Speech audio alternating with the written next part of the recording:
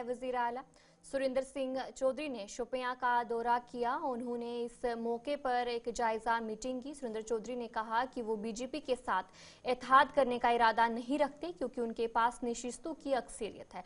ताहम पाकिस्तान की जानिब से सीज फायर मुआहदे के खिलाफ वर्जी के बारे में कहा कि वजारत दाखिला का मामला है और इसका जायजा लेना चाहिए।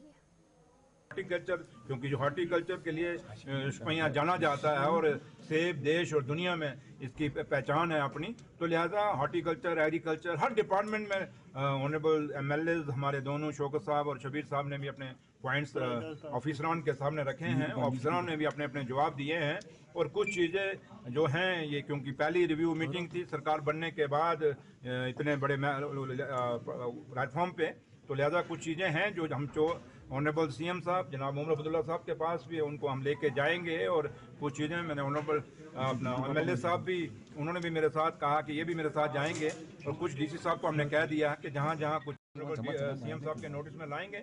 रही बात कि जहाँ तक भारतीय जनता पार्टी जो सरकार है दिल्ली के अंदर और जम्मू कश्मीर में उमर अब्दुल्ला सरकार है, तो ये सरकारें दोनों हैं क्योंकि देश को भी मजबूत करना है और जम्मू कश्मीर को भी मजबूत करना है। रही जहां बात जो अलायंस की आप कह रहे हैं, अलायंस कभी भी नहीं हो सकता क्योंकि हम मेजॉरिटी में हैं और हमारी पार्टी की अपनी मेजॉरिटी में है, हमें किसी की सपोर्ट की जरूरत नहीं है। तो लिहाजा जो आदमी कोई अपनी टीआरपी बढ़ाने के लिए खबर चलाता है शोशा, क्योंकि जम्मू कश्मीर को शोशों पे चलाने की कोई कोशिश करता है, हम जम्मू कश्मीर को शोशों पे नहीं काम करके जम्मू कश्मीर को चलाएंगे। दिल्ली की सरकार है, ये बड़े मसले हैं, उन्होंने होम मिनिस्टर ने इस पर जवाब देना है। लेकिन एक चीज मैं जरूर कहूंगा कि जम्मू कश्मीर के अंदर ड्रग्स बहुत आ गया है और ये ड्रग्स के कारण हमारी नस्लें हमारे बच्चे खराब हो रहे हैं और यहाँ पे पुलिस को एक्शन करना पड़ेगा।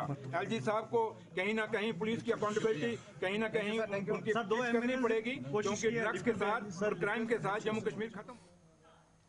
जनूबी कश्मीर लेतापुरा पुलवामा में साल 2019 में आज ही के रोज यानी 14 फरवरी 2019 को एक खुदकश हमले में 40 सीआरपीएफ अहलकार हलाक हुए थे।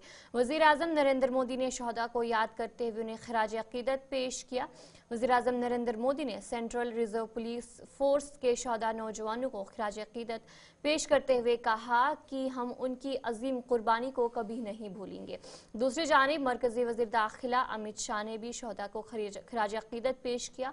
इसके अलावा वज़ीर दिफा राजनाथ सिंह और जम्मू कश्मीर के लेफ्टिनेंट गवर्नर मनोज सिन्हा ने भी पुलवामा हमले में जाँ बहक अहलकारों को खराज अकीदत पेश किया।